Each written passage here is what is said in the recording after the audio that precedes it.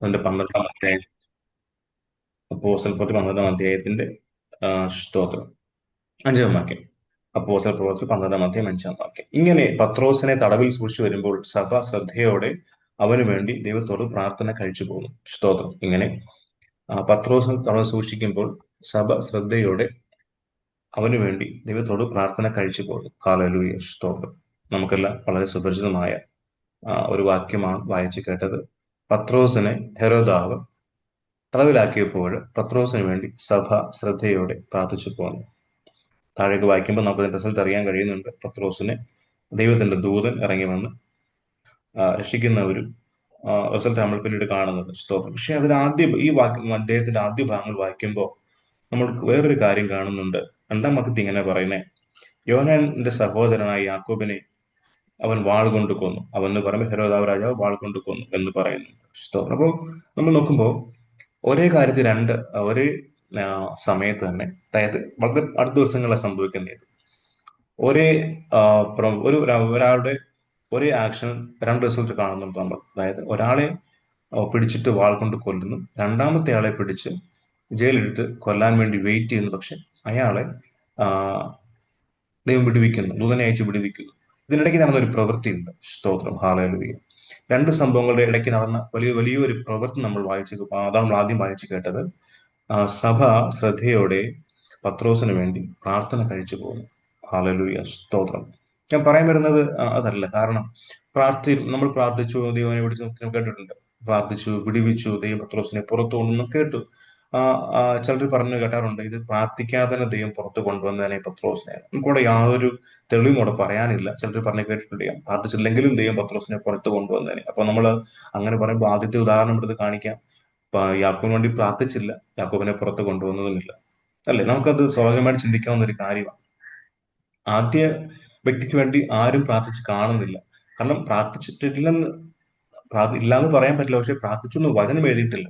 സ്തോത്രം. വചനത്തിൽ വ്യക്തമായിട്ട് എഴുതിയിട്ടില്ല പ്രാർത്ഥിച്ചു എന്ന്. പക്ഷെ രണ്ടാമത്തെ ആളെ കുറിച്ച് സഭ ശ്രദ്ധയോടെ പ്രാർത്ഥിച്ചു എന്നൊരു വാക്ക് കാണുന്നുണ്ട്.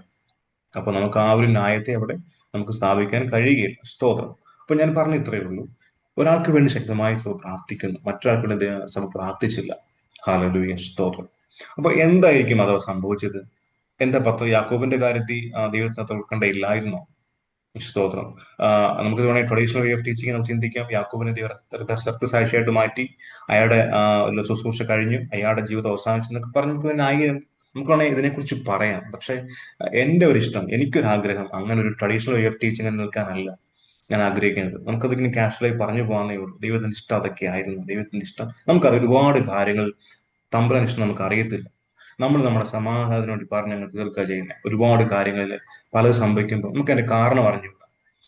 ദൈവത്തിന്റെ ഇഷ്ടം ഇതാണോ എന്ന് നമുക്ക് അറിഞ്ഞുകൂടാ. നമ്മൾ പിന്നെ ഒരു അസംഷനിൽ എത്തുന്നു, ദൈവത്തിന്റെ ഇഷ്ടം എങ്ങനെ ആയിരിക്കാം, അത്രയും ആയുസ് കൊടുത്തിട്ടുള്ളതായിരിക്കും, അത്രയും അത് വെച്ചിട്ടുള്ളതായിരിക്കും. നമ്മളിങ്ങനെ പറഞ്ഞ് അങ്ങ് വിടുക ചെയ്യുന്നത്. നമുക്ക് വേറെ വഴിയൊന്നും ഇല്ലാത്തതുകൊണ്ട് നമ്മൾ അതിനെ അങ്ങനെ കണ്ടിട്ട് നമ്മൾ സമാധാനിക്കുക ചെയ്യുന്നത്. പക്ഷെ ഇവിടെ നോക്കി, ഈ യാക്കോബിന്റെ കാര്യത്തിൽ ദൈവത്തിന് അങ്ങനെ ഒരു പ്ലാൻ ഉണ്ടായിരുന്നു, നമുക്കറിയത്തില്ല. പക്ഷെ നമ്മൾ താഴേക്ക് വായിക്കുമ്പോൾ കാണുന്നത്, സഭ ശ്രദ്ധയോടെ പത്രോസിന് വേണ്ടി പ്രാർത്ഥിച്ചു, പത്രോസും ദൈവം പുറത്തു വന്നു. ഞാനൊരാൾ പറഞ്ഞ കേട്ടത് ഞാൻ പറയാം, ഒരു ദേവദാസൻ പറഞ്ഞ കാര്യം ഞാൻ പറയാം. എന്റെ കേട്ട കാര്യമാണ്. അത് എനിക്കത് ശരിയാണെന്ന് തോന്നുന്നുണ്ട്. നമുക്ക് അതിനെക്കുറിച്ച് ചിന്തിക്കാം. സ്തോത്രം. അപ്പൊ അദ്ദേഹം പറഞ്ഞിങ്ങനെയാ, ഈ സഭാ ശ്രദ്ധയോടെ പ്രാർത്ഥിക്കുമ്പോൾ, അതായത് നമ്മൾ അനുഭവം ഞാൻ പറയാം. നമ്മൾ പലപ്പോഴും അനുഭവങ്ങൾ കേട്ടിട്ടില്ലേ? ചിലർ പ്രാർത്ഥിക്കുമ്പോൾ പെട്ടെന്ന് ഒരാളെ മനസ്സിലേക്ക് കയറി വരുന്നു, ആ വ്യക്തിക്ക് വേണ്ടി പ്രാർത്ഥിക്കുന്നു, ശക്തമായിട്ട് പ്രാർത്ഥിക്കാൻ ഒരു പ്രേരണ വരുന്നു. എന്നിട്ട് കുറച്ച് കഴിയുമ്പം നമ്മൾ ആ വ്യക്തി നമ്മളെ വിളിക്കുകയോ, അല്ലെ നമ്മൾ പിന്നീട് എങ്ങനെയോ അറിയുന്നു ഈ മനുഷ്യൻ ഒരു പ്രശ്നത്തിലായിരുന്നു, പെട്ടെന്ന് ദൈവം വിടുവിച്ചു എന്നൊക്കെ കേട്ടിട്ടില്ലേ? അനുഭവങ്ങൾ പലതും നമ്മൾ കേട്ടിട്ടുണ്ടാവാം. ഞാൻ പലതും കേട്ടിട്ടുണ്ട് അങ്ങനെ. അപ്പോൾ എന്താ അവിടെ സംഭവിക്കുന്നത്? ഹല്ലേലൂയ, സ്തോത്രം. നമ്മൾ ഒരാൾക്ക് വേണ്ടി പ്രാർത്ഥിക്കുമ്പോൾ, ആ നമ്മുടെ ദൈവം പരിശുദ്ധാത്മാവ് പ്രാർത്ഥിക്കാൻ പറഞ്ഞിട്ട്, ഒരാൾ പെട്ടെന്ന് ഒരു പ്രശ്നം ഉണ്ടാകുമ്പോൾ ആ വ്യക്തി വേണ്ടി പെട്ടെന്ന് പ്രാർത്ഥിക്കാൻ പറഞ്ഞിട്ട്, അഭിജു നീ വ്യക്തി വേണ്ടി പ്രാർത്ഥിക്കാൻ പറഞ്ഞിട്ട് ദൈവം വിടുവിക്കുന്ന രീതിയാണോ അവിടെ സംഭവിച്ചത്? അങ്ങനെ ഒരു ആവശ്യം ദൈവത്തിനുണ്ടോ? ഇത് ഞാൻ ഒരു ദിവസം പറഞ്ഞു, ഞാൻ പറഞ്ഞുതരാം. ഈ നമുക്ക് വേണ്ടി നമ്മൾ പ്രാർത്ഥിക്കുന്നതിന് മുമ്പ് തന്നെ ദൈവം ചില ദൂതന്മാരെ അസൈൻ ചെയ്യും അതിനു വേണ്ടി. ഹല്ലേലൂയ. ഈ അസൈൻ ചെയ്ത ദൂതന്മാർ ഈ നമ്മളുടെ പ്രാർത്ഥനയാണ് ഇവരെ ആക്ടിവേറ്റ് ചെയ്യുന്നത്. സ്തോത്രം. അതിനെ പ്രാർത്ഥിക്കാൻ പറയുന്നത്. ഒരു വിഷയം ഉണ്ടാകുമ്പോൾ നമ്മുടെ മനസ്സിൽ പരിശുദ്ധാത്മാവ് ഒരു പ്രേരണ തരുന്നത് ഈ അസൈൻ ചെയ്യപ്പെട്ട ദൂതന്മാരെ ആക്ടിവേറ്റ് ചെയ്യുന്നതിന് വേണ്ടിയാണ്. നമ്മുടെ പ്രാർത്ഥന ഇവരെ ആക്ടിവേറ്റ് ചെയ്യുന്നത്. ദൈവം ഓൾറെഡി അവർക്ക് അസൈൻമെന്റ്സ് കൊടുത്തിട്ടുണ്ട്. ഇവരുടെ ഒരുപക്ഷെ ഇവര് അവരുടെ പ്രവൃത്തി തുടങ്ങി കാണണമെന്നില്ല. നമ്മുടെ പ്രാർത്ഥന ഇവരെ ആക്ടിവേറ്റ് ചെയ്യണം അദ്ദേഹം പറഞ്ഞത്. സ്തോത്രം. ഇവിടെ നോക്കിയപ്പോൾ അങ്ങനെ ഒരു സാധ്യത എനിക്കും തോന്നിയിട്ടുണ്ട്. ശരിയാണെന്ന്. കാരണം ദൈവം ഓൾറെഡി അസൈൻ ചെയ്തിട്ടുണ്ട് ദൂതന്മാരെ. ഹല്ലേലൂയ. ആദ്യഘട്ടത്തിൽ സഭയ്ക്ക് ഇതിനെക്കുറിച്ച് അറിവില്ലായിരുന്നു. സഭ ഇടപെട്ടിരുന്നില്ല ആദ്യഘട്ടത്തിൽ. ഹല്ലേലൂയ. സഭയ്ക്ക് ഇത് പുതിയ അനുഭവമായിരുന്നു ആദ്യഘട്ടത്തിൽ. യാക്കോബിന് വേണ്ടി പ്രാർത്ഥിക്കണമോ വേണ്ടയോ എന്ന് അവർക്ക് ഒരു സംശയമുണ്ട്. കാരണം ഇങ്ങനൊരു സംഭവം അവരുടെ ആദ്യം കണ്ടിട്ടേ ഇല്ല. ഇപ്പൊ സ്റ്റെഫാനോസിനെ കല്ലെറിഞ്ഞു കൊന്നു, പക്ഷെ ഹെരോദാവ് ആരെയും പിടിച്ച് അതിന് മുമ്പ് കൊന്നായിട്ട് അങ്ങനെ കാണുന്നില്ല നമ്മൾ. അപ്പൊ സഭയ്ക്ക് ഇതൊരു അതിന് മുമ്പ് പിടിച്ചവരെല്ലാം അടിച്ചു തിരിച്ചു പിന്നെ പറഞ്ഞിട്ടാണ് കാണുന്നത്. അപ്പൊ ഇവരെ കൊല്ലുമെന്ന് യാതൊരു ചിന്തയും സഭയ്ക്ക് ഉണ്ടായിരുന്നില്ല. അതുകൊണ്ട് തന്നെ സഭ ഇതിലേക്ക് ഇടപെട്ടിരുന്നില്ലാണ് ഞാൻ മനസ്സിലാക്കുന്നത്. രണ്ടാമത്തെ യാക്കോബിനെ കൊന്ന ശേഷമാണ് പിന്നീട് പത്രോസിനെ പിടിക്കുമ്പോഴാണ് സഭയ്ക്ക് ഇതിന്റെ സീരിയസ്നെസ് മനസ്സിലാവുന്നതും സഭ ഇതിനുവേണ്ടി പ്രാർത്ഥിക്കുന്നതും. ആ സമയത്താണ് ഈ പ്രാർത്ഥനയാണ് ഈ ദൈവം അസൈൻ ചെയ്ത ദൂതനെ ആക്ടിവേറ്റ് ചെയ്യുന്നതും പത്രോസിനെ പുറത്തു കൊണ്ടുവരുന്നതും. ഹല്ലേലൂയ. ഈ ദിവസങ്ങളിൽ ഞാൻ പറഞ്ഞ ഇത്രയേ ഉള്ളൂ. നമ്മുടെ ചില പ്രാർത്ഥനകളാണ്, ഞാൻ ഉദാഹരണം പറഞ്ഞല്ലോ, ചിലർക്ക് വേണ്ടി പ്രാർത്ഥിക്കാൻ നമ്മൾ ദൈവം പ്രേരിപ്പിക്കും. നമ്മൾ പ്രാർത്ഥിക്കുമ്പോഴാണ് ആ വ്യക്തിക്ക് വിടുതൽ ഉണ്ടാവുന്നത് എന്ന് പറയുമ്പോൾ അതിന്റെ അർത്ഥം ഇത്രയേ ഉള്ളൂ. നമ്മൾ പ്രാർത്ഥിക്കുമ്പോൾ നമ്മുടെ പ്രാർത്ഥന ദൈവം കേട്ട് അന്നേരം അത് ചെയ്യുന്ന എന്നല്ല അതിന്റെ അർത്ഥം. ദൈവം ഓൾറെഡി അസൈൻ ചെയ്ത വ്യക്തി ദൂതൻ നമുക്ക് വേണ്ടി നമ്മുടെ പ്രാർത്ഥന ആ ദൂതനെ ആക്ടിവേറ്റ് ചെയ്യുന്നു എന്നുള്ളതാണ്. അതായത് ആത്മലോകത്തിലെ പല കാര്യങ്ങളും നമുക്ക് അറിയത്തില്ല, നമുക്ക് അജ്ഞമാണ് പലതും. അതിന്റെ ദൈവരാജ്യത്തിന്റെ ഈ ആത്മലോകത്തിലെ അദൃശ്യ ലോകത്തിന്റെ പല പ്രിൻസിപ്പിൾസ് നമുക്ക് അറിയത്തില്ല. നമ്മൾ അതിനെക്കുറിച്ച് പഠിക്കേണ്ടിയിരിക്കുന്നു. നമുക്കത് ദൈവം വെളിപ്പെടുത്തുന്നാലേ പഠിക്കാൻ പറ്റുകയുള്ളൂ. പലപ്പോഴും അസ്യൂം ചെയ്ത് പലതും പറയുകയാണ് ചെയ്യുന്നത്. അപ്പൊ നമ്മുടെ പ്രാർത്ഥനകൾ ദൂതന്മാരെ പലപ്പോഴും ആക്ടിവേറ്റ് ചെയ്യാറ്, എല്ലാ കാര്യത്തിലും അല്ല കേട്ടോ, ആക്ടിവേറ്റ് ചെയ്യാറുണ്ട്.